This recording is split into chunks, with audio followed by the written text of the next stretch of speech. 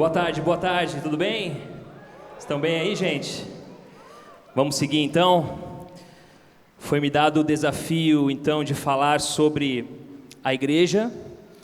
É a temática do dia de hoje. Nós não vamos ter muito tempo para digerir essa palavra do pastor Lipão. Acabamos de falar sobre permanecer como discípulos, verdadeiros discípulos, e eu vou tocar no assunto e falar hoje acerca de para onde nós devemos ir, uma vez que permanecemos. Deus, nesse tempo, me deu um texto, e eu quero então pedir que você abra sua Bíblia nesse texto, que é o texto de Mateus, no capítulo 15. Deus me deu esse texto como uma palavra para que eu trouxesse e de alguma forma abençoasse a nossa vida nesse tempo de conferência. Mateus capítulo 15, você deixa sua Bíblia aberta, porque antes de nós mergulharmos no texto, eu tenho uma parte para conversar e passar para vocês, que constrói o todo do que eu quero trazer nessa tarde. Nós então, como igreja, entendemos e sabemos que temos um propósito. Deus, Ele, quando cria todas as coisas, Ele dá propósito a elas, e como Deus criou a igreja e trouxe a igreja à existência, nós também como igreja temos um propósito. Esse propósito da igreja, ele é primariamente em relação a Deus, e o propósito da igreja em relação a Deus é adorá-lo. A igreja foi criada por Deus, levantada por Deus para adorá-lo. Mas também existe um propósito em ser igreja que atinge e está relacionado aos nossos irmãos. E o propósito da igreja em relação aos nossos irmãos é a edificação, é edificá-los. Nós como irmãos estamos sendo colocados como tijolos e formando então a habitação de Deus. E nós precisamos uns aos outros viver uma dinâmica de edificação. E mais, a igreja também tem o seu propósito em relação ao mundo. E o propósito em relação ao mundo é de evangelizar o mundo e de exercer misericórdia sobre ele. Uma vez que nós entendemos o propósito da igreja, nós então conseguimos nos alinhar para olhar para frente e saber para onde nós devemos ir. Mas é fato que, com o início da pandemia, as crises que vieram no nosso país e no mundo inteiro, crises sanitárias, crises econômicas, crise política, o isolamento social, muitas coisas aconteceram e a igreja precisou então levantar um debate e tratar de questões e discutir questões no âmbito eclesiástico. Desde o uso de recursos tecnológicos, onde muitas igrejas precisaram se adaptar, até questões como assistência social por necessidades e problemas que surgiram a partir do início da pandemia.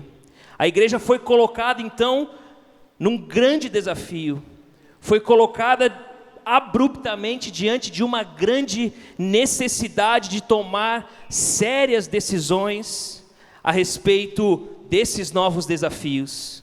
E é fato que o que estamos vivendo na pandemia, ela tem marcado a história.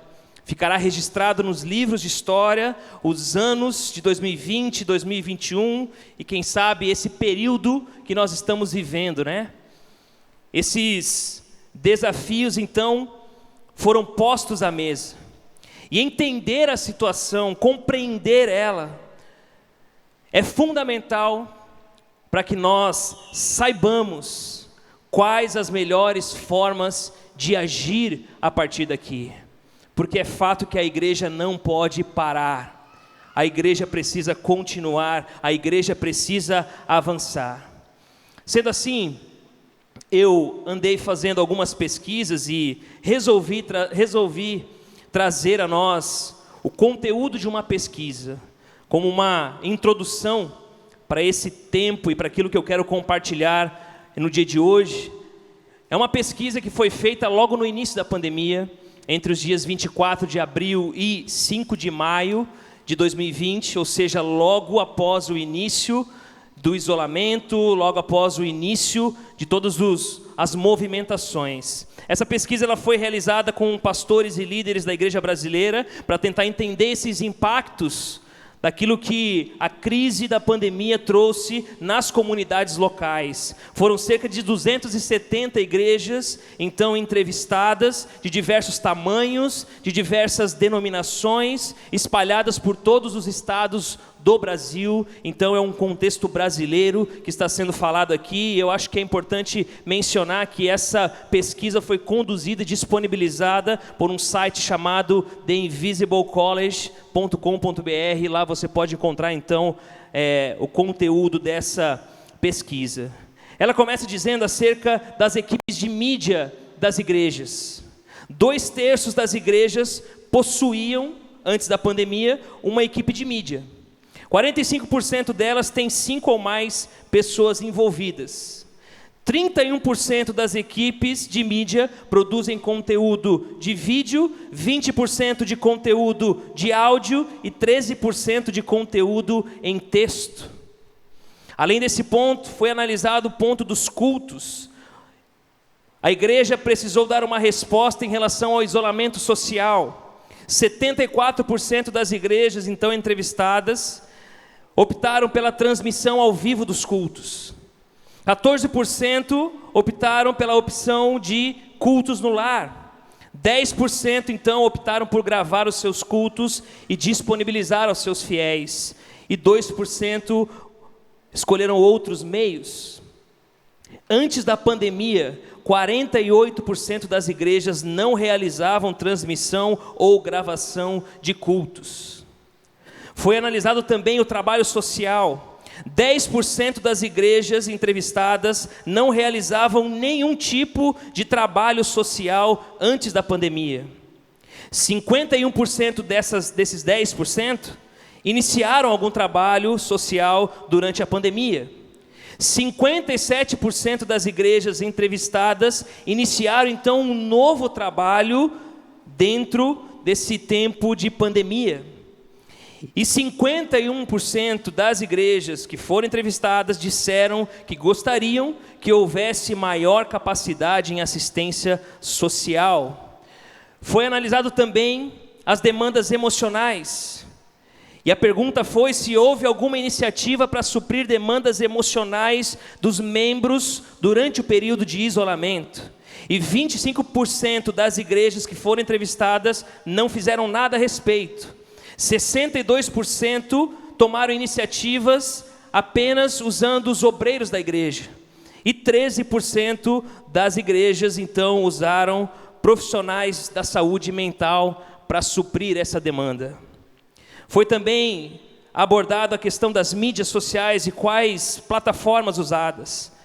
Então, 47,9% passaram a usar o YouTube pós-pandemia.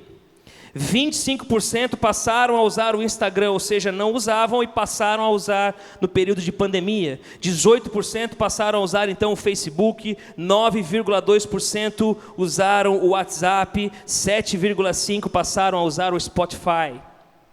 Dentro do campo da educação teológica, 95,6% das igrejas não faziam uso de nenhum recurso EAD antes do isolamento.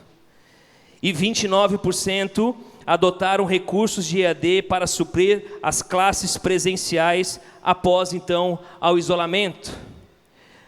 O uso de EAD é basicamente usado para classes bíblicas. 78% das igrejas, então, usaram a plataforma EAD para as suas classes bíblicas, 32% para suprir os adolescentes e as crianças da igreja e apenas 22% para a formação de liderança. E por último, um último dado interessante dessa pesquisa é que o fundo emergencial das igrejas, 50% das igrejas disseram não ter nenhum tipo de fundo de reserva para situações emergenciais. Quando você ouve esses números, quando você vê esses números, quando você contempla esses números, o que você consegue dizer a partir desses dados? é possível dizer que a igreja reagiu, não é verdade? A igreja reagiu. Talvez ela não reagiu 100% do que deveria reagir. Nós vimos aqui que muitas igrejas não fizeram nada em relação a muitos assuntos. Agora, o que isso pode nos mostrar realmente? É que a igreja, por vezes, trabalha numa espécie de postura reativa em relação ao que acontece ao seu redor. Ela tem sim, ela possui sim um potencial. Esse potencial ele é adormecido por vezes, e só quando surge a necessidade extrema, que coloca então a existência de alguma organização, instituição, igreja, algum ministério, alguma denominação em risco, e aí então são feitas mudanças. Muitas vezes essas mudanças são em tom de sobreviver e não em tom de avançar no seu propósito. E dentro disso, Deus então me trouxe o texto de Mateus capítulo 15, eu quero ler com você e pedir que você acompanhe comigo. Mateus 15, no verso 1 em diante.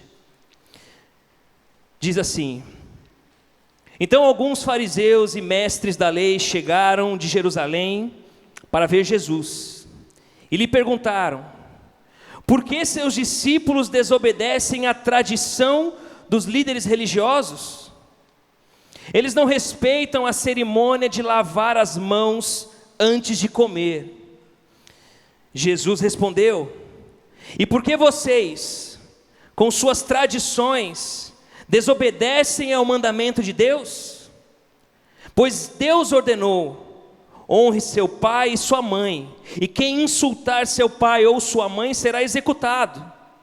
Em vez disso, vocês ensinam que, se alguém disser a seus pais: sinto muito, mas não posso ajudá-los, jurei entregar oferta a Deus, ou melhor, jurei entregar como oferta a Deus aquilo que eu teria dado então a vocês. Não precisará honrar mais seus pais, é o que dizem as tradições, ou a tradição em si. Com isso, vocês anulam a palavra de Deus em favor de sua própria tradição. Então aqui Jesus estava sendo questionado acerca do não cumprimento, ele e seus discípulos, de uma tradição que era colocado como um dever religioso, e a tradição em questão aqui era o lavar de mãos antes de se alimentar. E não tratava basicamente, exclusivamente, de um ato de higiene, mas era sim cobrado como um dever religioso. Jesus, por ser então um rabi, eles esperavam que Jesus ele impusesse esse dever aos seus discípulos. Mas Jesus não faz isso, até porque não existia nenhuma lei que o obrigasse a fazer isso.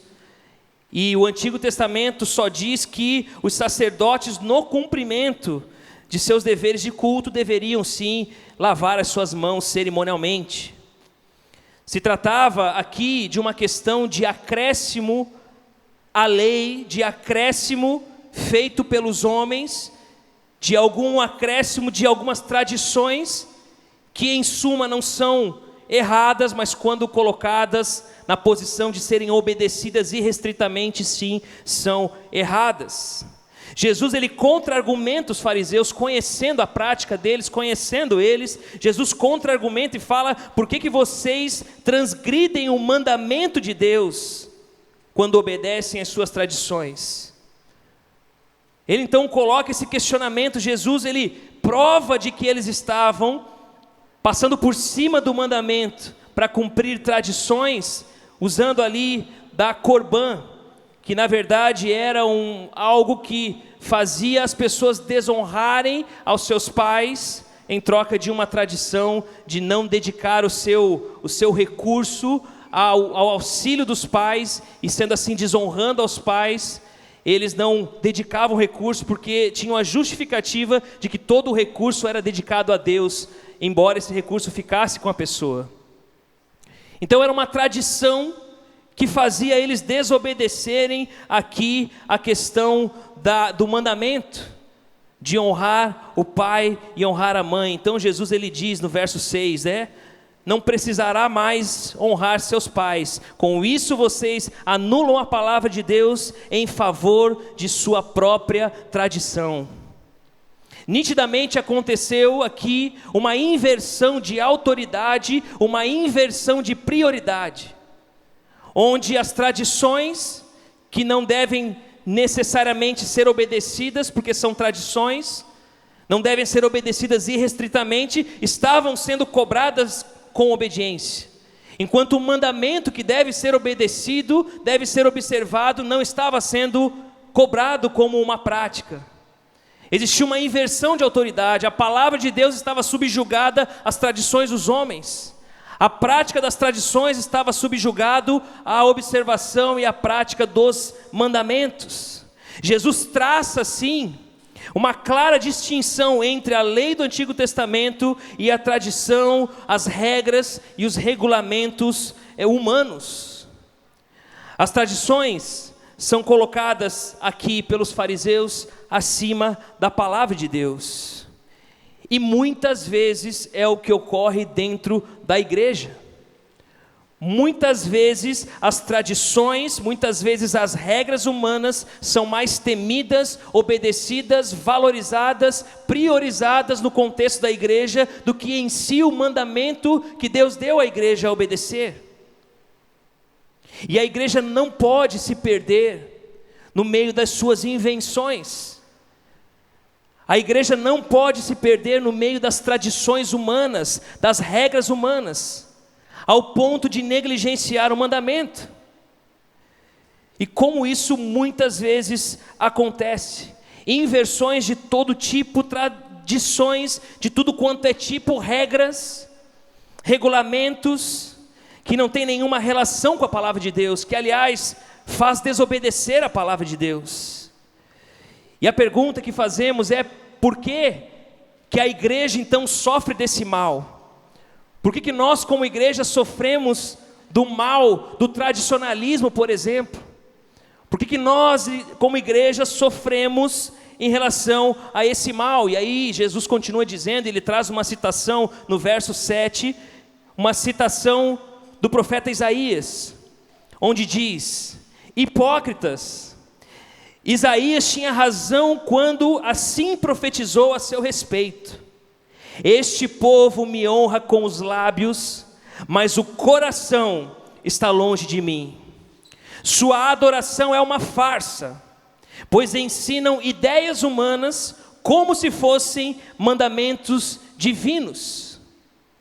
A igreja sofre do tradicionalismo, a igreja sofre desse mal por causa da postura hipócrita, por causa de uma honra que é dada a Deus por meio dos lábios, por causa de um coração que está longe de Deus, por causa de uma adoração que é falsa, que não é verdadeira, uma adoração que não é genuína.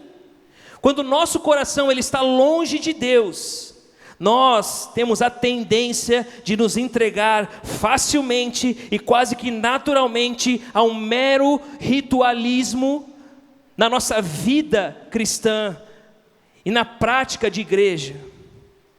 Uma mera rotina vazia, práticas frias que se encerram em si em ritualismo. A pandemia, ela foi uma verdadeira peneira para os crentes e para igrejas, para ministérios, para líderes, para pastores. Como o pastor Lipão falou anteriormente, uma verdadeira poda. A pandemia foi uma verdadeira poda para a igreja, para nós como cristãos.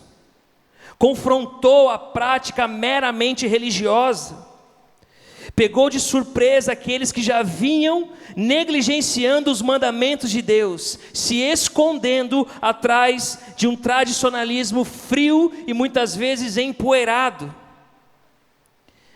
A hipocrisia nós podemos entender, e aqui eu quero dar uma ilustração disso. A hipocrisia nós podemos entender como essa distância, como esse abismo entre aquilo que nós falamos e aquilo que nós praticamos. A distância entre aquilo que nós mostramos, que nós aparentamos e o que de fato está dentro de nós. E por que que a hipocrisia é um problema tremendo para a igreja e para nós como cristãos? E já dizia Jesus: tomem cuidado com o fermento dos fariseus, tomem cuidado com esse ensino que prioriza a aparência e negligencia o coração e negligencia o interior. Por que que esse comportamento, essa hipocrisia é um problema tremendo para a igreja nos nossos dias? Deixa eu falar para você. Segundo algumas pesquisas, nós somos a população mundial mais jovem da história. Nunca houve uma média de idade tão baixa. Nós somos a população mais jovem da história até hoje. E esse perfil jovem, ele é um perfil questionador e confrontador, que confronta e questiona a incompatibilidade entre discurso e ação. Cada vez mais nós seremos confrontados com a coerência entre aquilo que pregamos, entre aquilo que afirmamos, entre aquilo que dizemos, entre aquilo que propomos e o que de fato nós fazemos. Existe uma frase de Jonathan Edwards que arremata isso que eu estou falando. Ele disse que tudo o que dizemos será inútil se não for confirmado por aquilo que nós fazemos. Como cristãos, precisamos colocar todo o nosso coração no propósito que Deus tem para com a sua igreja. Nós devemos empenhar todo o nosso coração, nós devemos entregar a Deus uma adoração genuína, a qual Ele é digno de ser adorado. Tanto que Ele diz: eu quero misericórdia e não sacrifícios. Eu quero o coração e não a prática vazia, ritualística. Eu quero o coração de vocês, não a prática fria. É isso que eu quero de vocês, para que com o coração em mim, vocês tenham uma prática diferente de vida como igreja. Eu também andei pesquisando um pouco, algo sobre como nós devemos enxergar o futuro e daqui para frente como igreja. E eu quero falar de algumas capacidades que a igreja precisa desenvolver, caso ela queira continuar sendo relevante, continuar sendo necessária aos nossos dias, continuar frutificando e alcançando as pessoas e cumprindo o seu propósito. Eu vou falar basicamente de 7 principais capacidades ou 7 principais competências. Primeiro, a igreja precisa desenvolver uma capacidade adaptável. Se adaptar diante da velocidade das mudanças e da fluidez do mundo. Nós estamos num mundo fluido e veloz, e a igreja precisa se adaptar a isso caso queira comunicar-se com esse mundo. Existem algumas habilidades que formam essa capacidade, que são, por exemplo, a resiliência, a flexibilidade cognitiva, o pensamento adaptável, a abertura a mudanças, gerenciamento de carga cognitiva, inteligência emocional, confiança, equilíbrio, autoconhecimento e autocuidado. Essas habilidades formam então uma capacidade adaptável. Segunda capacidade, a capacidade crítica. Ser crítico em relação à leitura do mundo e da realidade por conta de uma quantidade cada vez maior de narrativas. E essa capacidade, ela é constituída por algumas habilidades como o pensamento crítico, o raciocínio com a resolução de problemas, o raciocínio dedutivo, julgamento e tomada de decisão, questionamento e argumentação. Uma terceira capacidade é a capacidade criativa. Ela está diretamente relacionada com a resolução de problemas, no sentido mais amplo do termo. É a capacidade criativa que nos permite ter uma execução inovadora, ou seja, atender uma necessidade por meio de uma solução diferente do habitual. E essa capacidade é formada por algumas habilidades como a criatividade, a experimentação, a execução inovadora, a originalidade, a fluência de ideias, solução de problemas complexos, visão transformadora, mentalidade de design, experimentação e pensamento científico, crítico e criativo. Uma quarta capacidade é a capacidade sociocultural. É olhar para frente e ter uma percepção ativa na busca por tendências comportamentais e por hábitos. Esta capacidade é imprescindível para a produção teológica e aplicação e contextualização do Evangelho. Habilidades que a formam: compreensão do comportamento humano, percepção social, visão contextual, inteligência social, inteligência cultural, diversidade e repertório cultural. Uma quinta capacidade é a capacidade tecnológica. Diz respeito à compreensão e uso de novas ferramentas. Habilidades como a compreensão tecnológica, o pensamento computacional, a alfabetização e novas mídias, habilidades tecnológicas, análise de sistemas, monitoramento e cultura digital. Formam então essa capacidade tecnológica. Além disso, temos a capacidade colaborativa, formada por habilidades como o altruísmo, a colaboração virtual, a conexão, a liderança, empatia, comunicação interpessoal e entre outras. E por último, a capacidade ativa. Nós vivemos em um contexto no qual a quantidade de informação disponível, seja gratuitamente, seja paga, é enorme. E saber navegar nesse oceano de conteúdo e extrair dele algo que sirva para a construção do conhecimento é uma habilidade necessária e desejável. Você percebe, meu irmão, como a igreja pode ir muito mais além, como a igreja pode ter uma capacidade de ser vanguarda em relação à sociedade, em relação ao mundo. Na igreja deveriam estar os maiores pensadores, os maiores filósofos, aqueles que estariam então propondo as ideias socioculturais, aqueles que estariam propondo as melhores invenções, resolvendo os problemas da humanidade. A igreja poderia e deveria estar à frente, ela precisa ir além. E nós, como membros da igreja, como cristãos, nós como pessoas que muitas vezes lideram a igreja, pastoreiam a igreja, nós precisamos crescer e amadurecer, nos desenvolvermos, para que possamos honrar a Deus, cumprindo o propósito que Ele nos deu. Os versos 10 e 12 dizem o seguinte: Jesus chamou a multidão para perto de si e disse: ouçam e procurem entender, não é o que entra pela boca que os contamina, vocês se contaminam com as palavras que saem dela. Jesus ressignifica para eles a religião, não é de fora para dentro, é de dentro para fora. E ele continua dizendo, no verso 12: então os discípulos vieram e perguntaram: o Senhor sabe que ofendeu os fariseus com isso que acabou de dizer? Jesus respondeu: toda planta que meu Pai Celestial não plantou será arrancada pela raiz. Portanto, não façam caso deles. São guias cegos conduzindo cegos, e se um cego conduzir outro, ambos cairão numa vala. Sabe o que isso diz? Que muitas vezes nós, na intenção de agradar a Deus, de irmos além, vamos parecer estranhos, vamos parecer diferentes, vamos fazer coisas diferentes, vamos ter abordagens diferentes, vamos encontrar meios diferentes para agradar a Deus, para honrar a Deus, como igreja diante do seu propósito. E isso muitas vezes escandaliza pessoas. Aliás, se você é uma pessoa apegada às tradições, tome cuidado para que você não saia emitindo julgamentos impróprios. E talvez com a sua fala sendo igreja, sabotar a igreja naquilo que ela está fazendo para agradar a Deus.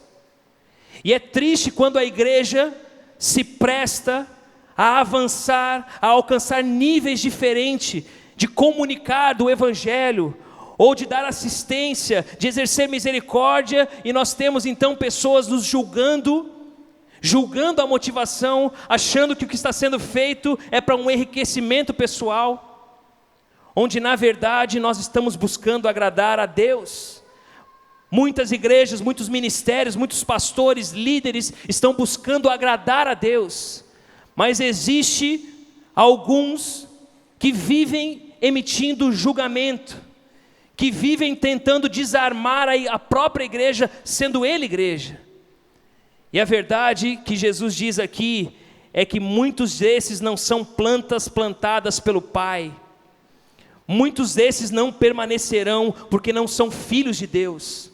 Muitos desses são apenas cegos espirituais, emitindo opiniões, emitindo julgamentos em plataformas de rede social para tentar inibir o avanço daquele que está querendo agradar a Deus. Nós não podemos nos intimidar diante disso. Precisamos querer agradar a Deus com tudo, com todo o nosso coração. E aí então, o texto continua dizendo, no verso 15, Pedro disse: explique-nos a parábola de que as pessoas não são contaminadas pelo que comem. Jesus pergunta: vocês ainda não entenderam? Tudo que comem passa pelo estômago e vai para o esgoto, mas as palavras vêm do coração e é isso que os contamina. Pois do coração vêm maus pensamentos, homicídio, adultério, imoralidade sexual, roubo, mentiras e calúnias. São essas coisas que os contaminam. Comer sem lavar as mãos não os contaminará. Em suma, o que Jesus está falando é: o que vale é o seu coração. O que vale é o seu coração em Deus. O que vale é o seu coração nos mandamentos de Deus, buscando agradar a Deus, porque é dele que pode vir as coisas más. Não é de fato do externo para o interno, mas é do interno para o externo. Concentre-se no seu coração. Então nós devemos cuidar para não aceitar essa inversão de autoridade e prioridade em nossa vida, nos rendermos a uma prática de adoração falsa, de um tradicionalismo, e sim, nós assumirmos para nós um coração em Deus, um coração que ama a Deus, e um coração que vai além, cumprindo o seu propósito, independente do desafio que está ao nosso redor. E as perguntas que eu quero deixar por final, para encerrar esse tempo, é: até onde vai o seu amor e a sua paixão? E lembre-se da paixão de Cristo, e até onde Ele foi. Até onde vai o seu amor e a sua paixão por Deus? A você líder, a você pastor, até onde vai o seu amor a Deus, traduzido em excelência ministerial, em profundidade, no envolvimento com os propósitos da igreja? Até onde vai o seu amor ao perdido? O quanto isso é traduzido na visão de ministério ou de igreja ao qual você lidera? O quanto isso o leva a se preparar? O quanto isso faz estudar e buscar? A você, cristão discípulo, até onde vai a sua paixão pela glória de Deus no mundo? Como isso se traduz na sua vida? Se traduz em desprendimento, se traduz em ousadia, se traduz em coragem, se traduz em ir além, em abraçar os desafios, em se capacitar, em melhorar e se aprimorar. E quanto aos ministérios que Deus já liberou sobre nossas vidas, as visões que Deus já nos deu, os dons que Deus já nos deu, quanto a isso, quanto aos recursos que estão em nossas mãos, quanto a toda a graça desprendida sobre nós, como nós temos respondido a Deus. Como nós falamos anteriormente, o pastor Ipão falou, os verdadeiros discípulos permanecem, mas não permanecem para uma inatividade, não permanecem para uma inércia, permanecem para um propósito. Amém? Deixa eu orar por nós, por todos nós. Feche seus olhos um instante no seu lugar e vamos orar e nos colocar diante de Deus e pedir a graça de Deus. Senhor, nós ouvimos tudo o que ouvimos e queremos, ó Pai, ir além. Queremos ser a igreja que responde em adoração ao Senhor. Queremos ser a igreja que não se contenta em não edificar com os irmãos. Queremos ser a igreja que não se contenta com a impossibilidade de nos reunirmos, como é o tempo que vivemos, que não se contenta, mas que sim avança. Nós não queremos ser uma igreja que não se contenta com o evangelismo, que não se contenta em não alcançarmos o perdido, que não se contenta em não auxiliarmos o necessitado. Nós queremos, ó Pai, ser a igreja que atende ao chamado, que atende aos propósitos que o Senhor tem através de nós. Nós queremos ser a igreja excelente, nós queremos ser a igreja que se envolve profundamente, nós queremos ser a igreja que tem o nosso coração conectado no Senhor e que faz grandes coisas em honra ao Senhor, por querer ver a glória do Senhor espalhada por esse mundo. E nós pedimos, ó Pai, reaviva-nos, aqueles que estão, ó Pai, largados, aqueles que estão, ó Pai, na inércia, aqueles que estão, Senhor, sem esperança, sem perspectiva, que o Senhor reavive a perspectiva de todos nós, e nós possamos, ó Pai, ir além, não nos intimidarmos, ó Pai, mas irmos além. É o que nós oramos, ó Pai, e pedimos a Ti, no nome de Jesus. Amém e amém. Deus abençoe você, tamo junto.